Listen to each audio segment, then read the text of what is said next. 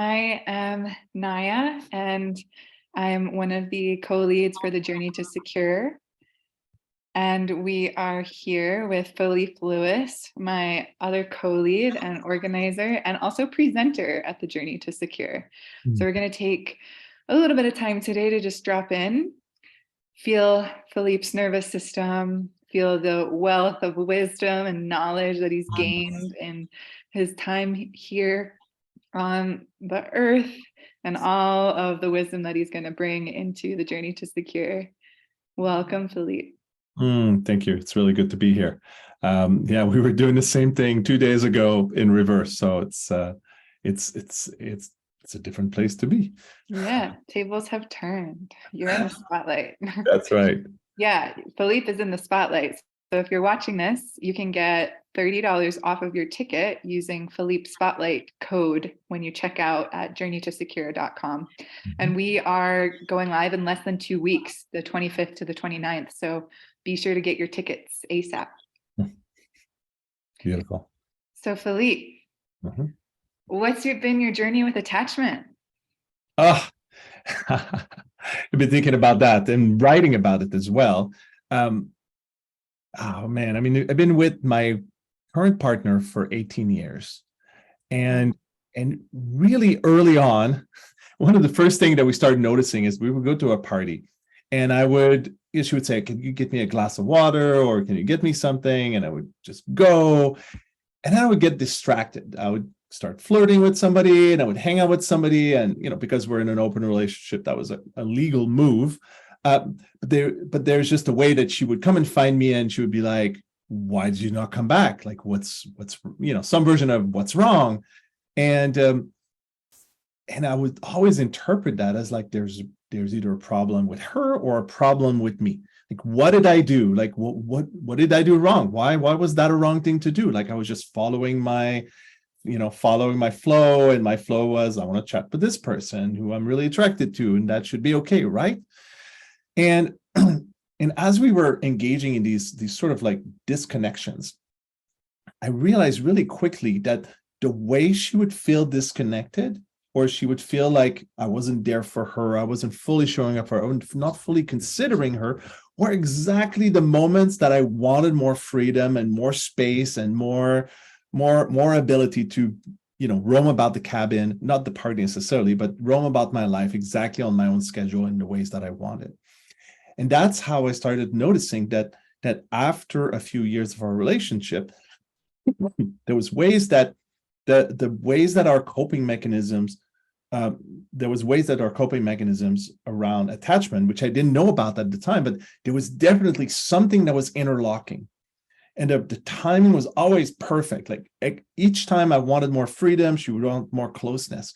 And we would just sort of bang our heads on this problem for the longest time, until a friend of mine, a friend Trevor, who's also a presenter on this Journey to Secure, said something like, well, you should check out the book Attached. Like, you might want to look at that. Like, there might be something there for you. And I remember like downloading the book and listening to it immediately and being like, whoa, this explains so many of the pieces that we've been trying to figure out.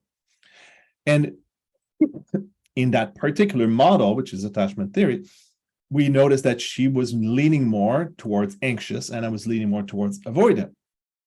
And because the way I approach things is sort of like encouraged by my, growing up with a dad who's an engineer, I started looking more deeply into it and started looking at everybody using that particular model and trying to make sense of the world and to make sense of people and making sense of my relationships and my behavior and her behavior through the lens of attachment theory.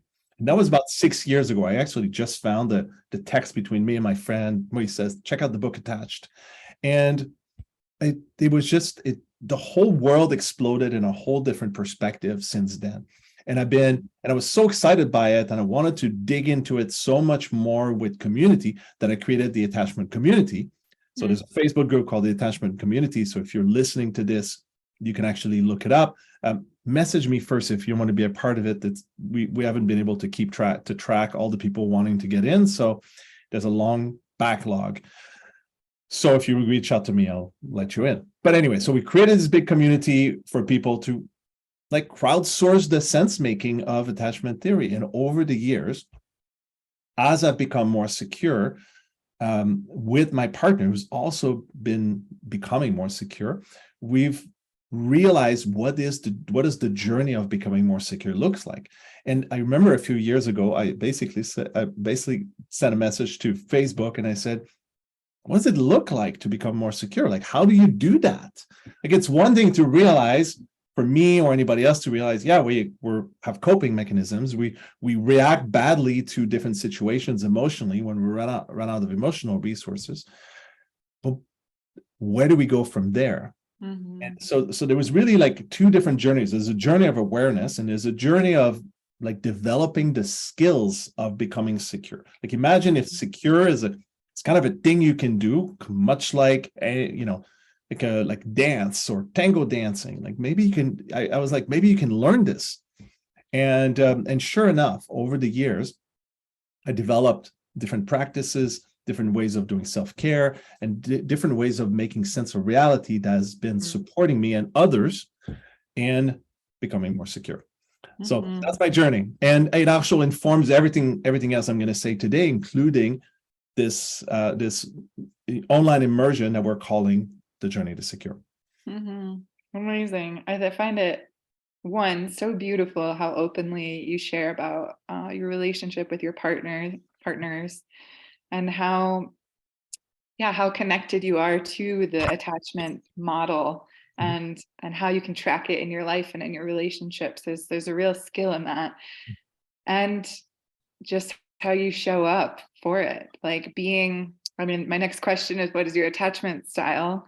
And I know what your attachment style is, and just functioning with that attachment style and being where you're at right now, it's a big challenge. A lot of people who have that attachment style don't get to where you're at. Do you want to speak a little bit more about what your journey with your own attachment style has been?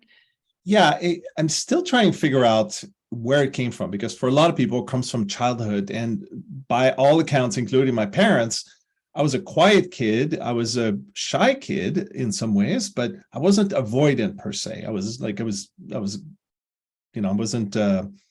insecure in ways that I've experienced more recently. So I think some of it has to do. Okay, sorry, I'm going to go backtrack for a second. Like, as I mentioned earlier, I lean towards avoidant, much less now than before. But I really feel like some of the relationships I've been in my life, and that can happen to anyone, experiences and relationships can have a huge influence over how you engage with the world, or how you attach, or how you bond, with people, and how you engage with things out in the world. And so for me, I believe that what happened to me happened later, and sort of gave me or influenced me to engage with the world in a way that's more avoidant. And I remember this kind of really popping up strongly, especially strongly after my son was born, which was really difficult for me, and I understand for many, many dads. What I started to discover, I didn't have as much emotional bandwidth for the people I was working with, including my event co-producer at the time. Like, before my son was born, I could handle a lot of her and a lot of her anxiety, but suddenly I couldn't. And with my son, I would often find myself in these situations where I would feel like completely out. Like, I would have no more emotional resource. Some people call them spoons. Like, I had no more spoons, and I still had to take care of him. So I would like push myself beyond that. But the experiences that I had were very much the experience of like dissociating and just wanting to push him away and wanting to walk away and just like wanting to have my own space and my own bubble.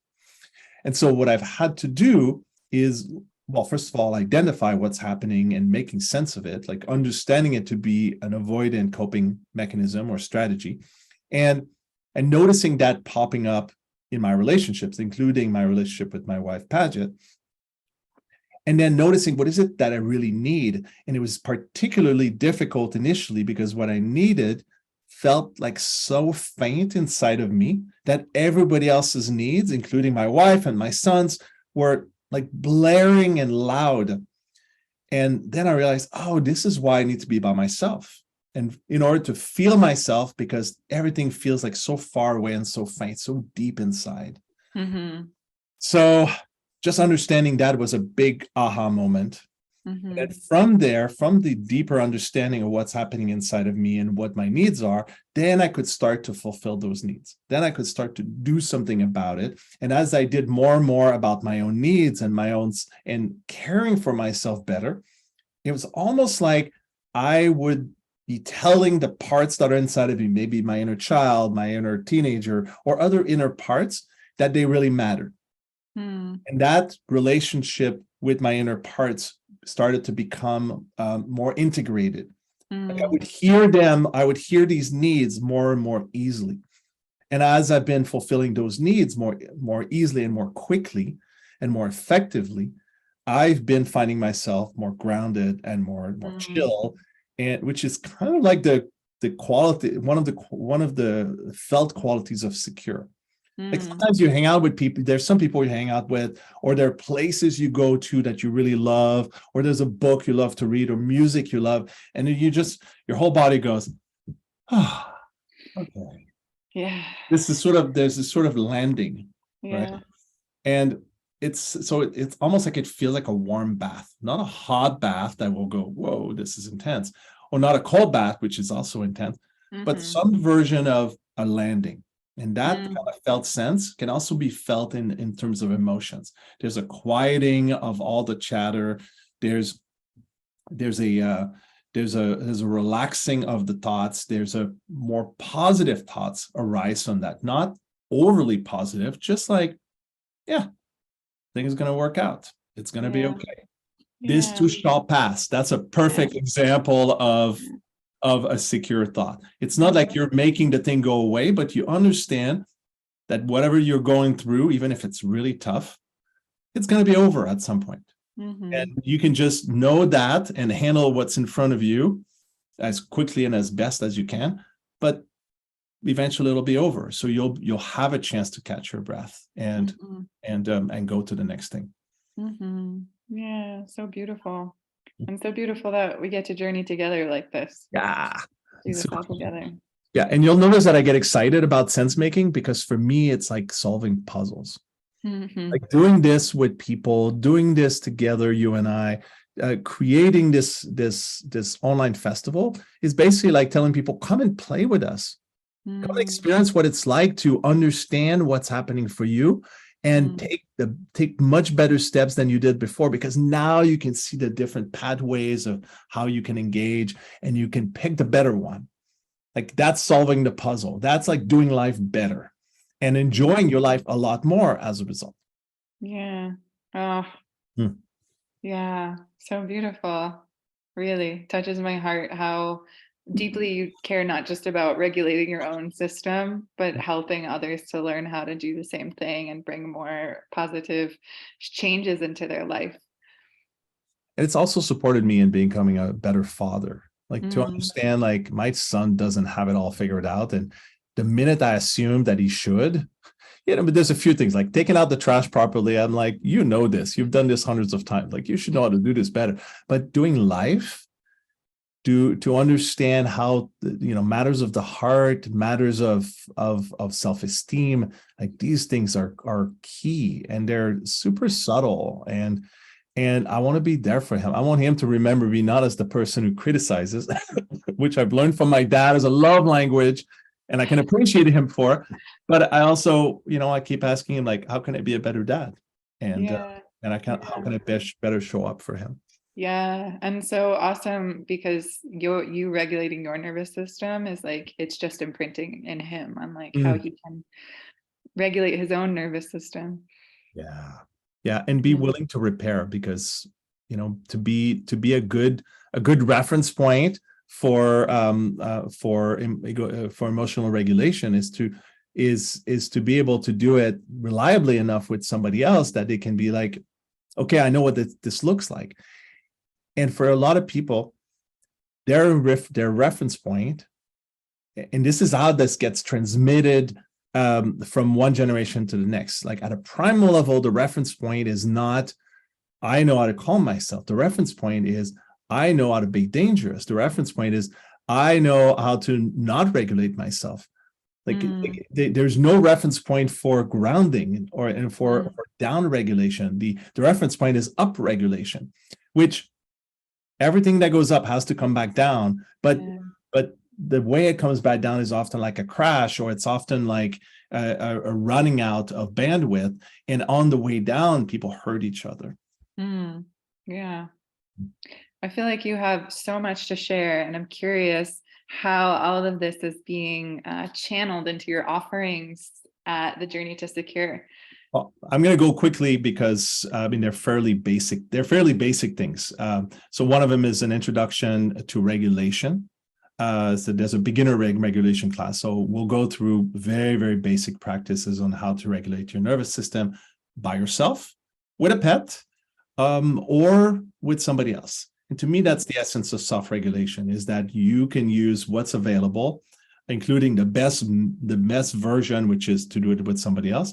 But even not, you can deepen your connection to the ground, to the things around you, and that can even be a source of regulation. And then I'll do an introduction to attachment theory, which is basically me geeking out with you about all the things I've learned, including those all the examples I've given so far, and personal experiences that led me to my deeper understanding and sense making of attachment theory. And then another class is I call it beginning the journey to secure, which is what are the first few steps that you can take. And then obviously taking classes that support regulation, self-care, and resourcing and sense making are great steps.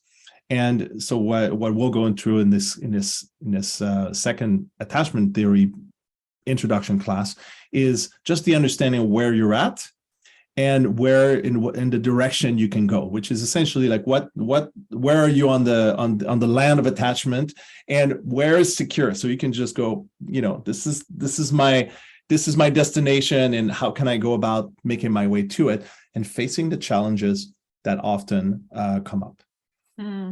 So that's the third class. And then I'll do a Q&A about avoidant attachment style, because it makes sense to me. And often people are like, this doesn't make sense, especially people who are more on the anxious or the disorganized attachment style. The disorganized has a little bit of an easier time, but they're coming from a different place. They're coming from a lack of safety, and avoidance tend to come from a place of that's more lonely, or more sort of shut down, or far away from a connection to their own feelings and the feelings of others. And so an avoidance becomes this sort of the self-fulfilling prophecy. It's difficult to get out of it. It's like you're deep out there in the desert of avoidance, and then trying to make your way to secure often feels like developing a deeper connection to needs and to feelings. That can be really dysregulating for an avoidant person. And so I'll speak about I'll speak about what my journey was, and how I can support others in that process, including seeing attachment theory as a game to play, or as a game to understand, or as a puzzle to understand. And that's and then one more. If we have time and there's space in our schedule, I'll be teaching about the skills, qualities, and superpowers of secure. So a long time ago, somebody asked me, like, well, what is secure? What does it look like? Like, how do I know when I see it? Or how do I know when I'm doing it? And at the time, I rattled off a number of qualities, which has since evolved. And they're my sense of what a secure attachment style looks like in somebody. And then we'll also go into, how does it feel to be with a secure person? And I'm not going to tell you right now, because that'll be giving away some of the class. But the idea is that you can feel in your nervous system when you're with a secure person. It looks and feels very differently than when you're with somebody who's insecure. And that's because your nervous systems kind of resonate with each other, or they don't. So what happens if you're with somebody where your nervous system is not directly in sync in terms of insecurity? Well, it'll occur as different and not necessarily as exciting. So I'll leave you with that. So those are my classes. Wow. So many, so great. There's such a big offering there and great questions to be asking and answering. And you referred to the journey to secure as a type of game. And I wonder, I know that you have another type of game that might be coming out.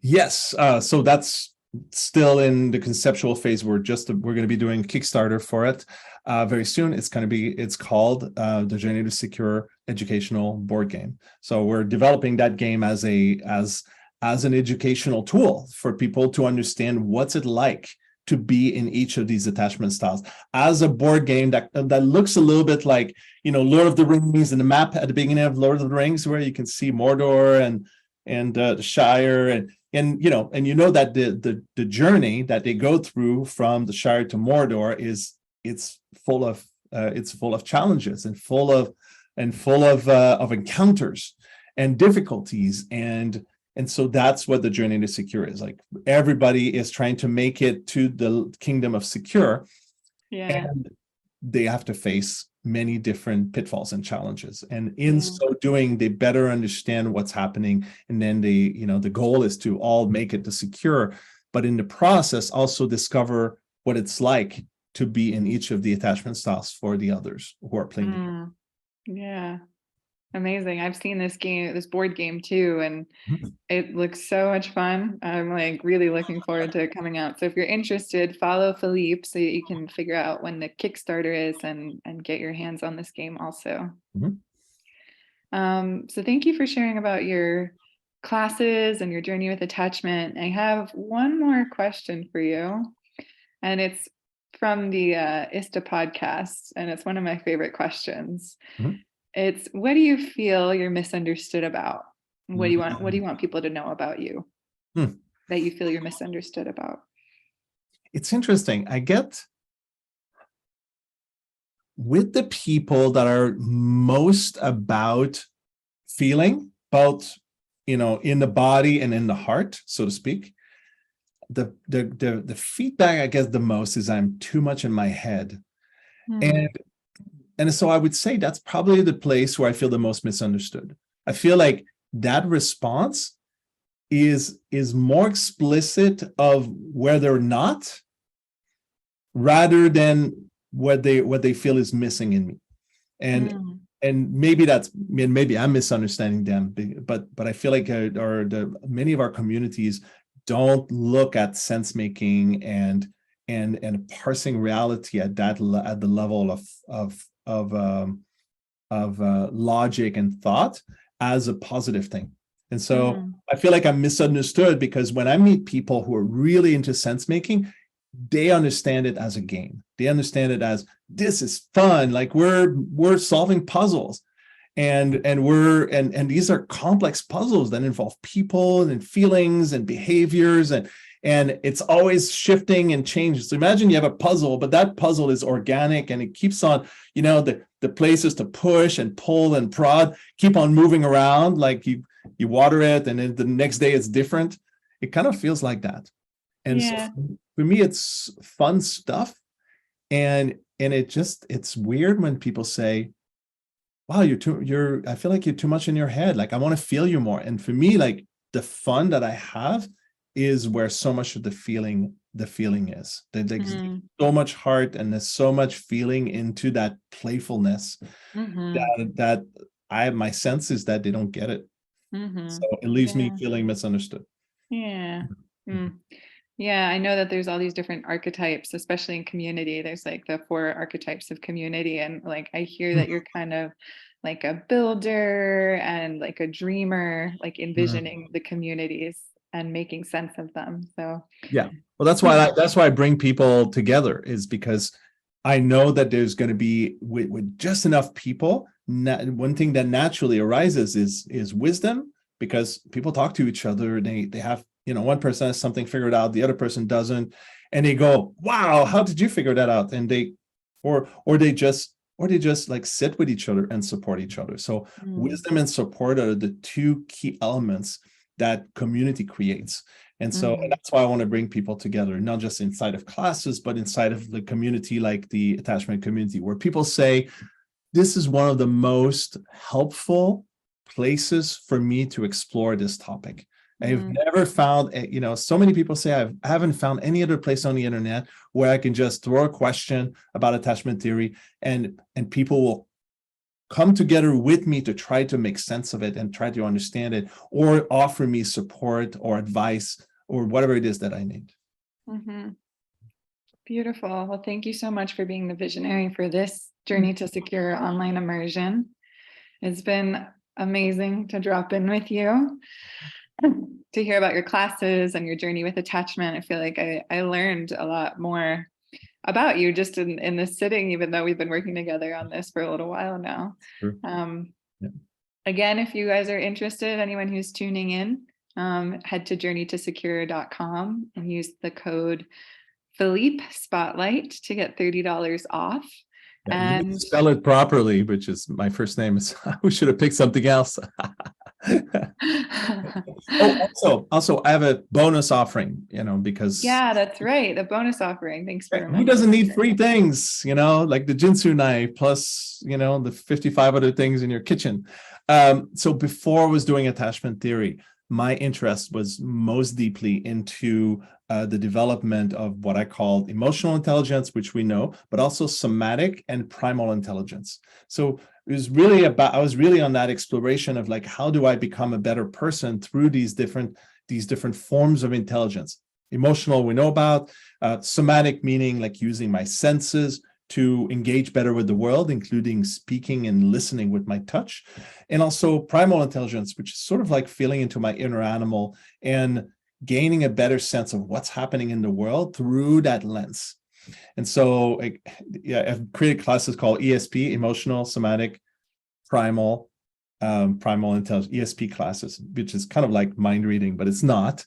But it feels like it. Like when you're really into your emotional, primal, and somatic body all together, you can read the world in a way that is almost like mind reading, but you're basically body reading. And so there's 18 different practices related to that. Wow. That supports people in their games. So, each you can do one per week, and each game will be like, okay, for this practice, you'll connect with somebody, or you'll do these actions, and see what happens and learn from them. Mm-hmm. So that's the bonus offering, and it's an ebook, and you get to play around with that and become a better person. Yeah, and participants can get them when they purchase the tickets. That's right. That and all the other offerings. I think there's 6 or 7 bonus offerings right now. If you go on the website and you scroll down just below the place where you can get your golden ticket for the online immersion, you'll see all the bonus offerings. Mm-hmm. And it's wonderful. Mm-hmm. Thank you so much, Philippe, for taking time to drop in and share all of this. Is there anything else you wanted to share before we go? I love you. And I seriously, I'm in awe of the people who are showing up, and I'm so excited to be co-creating this with you for the first time online. And then hopefully next time is going to be live, so you'll be able to come for 5 days, but do this with a dozen presenters, maybe some of the same ones, maybe others, and you'll be able to do this and feel this in your body with a group of people, which is a whole different experience.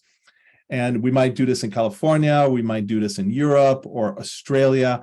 It's just going to depend on where the wind blows in this case. Yeah, and it'll be in many places. That's right, in the future after that. Yeah. Oh, I love you too, Philippe. Thanks so much.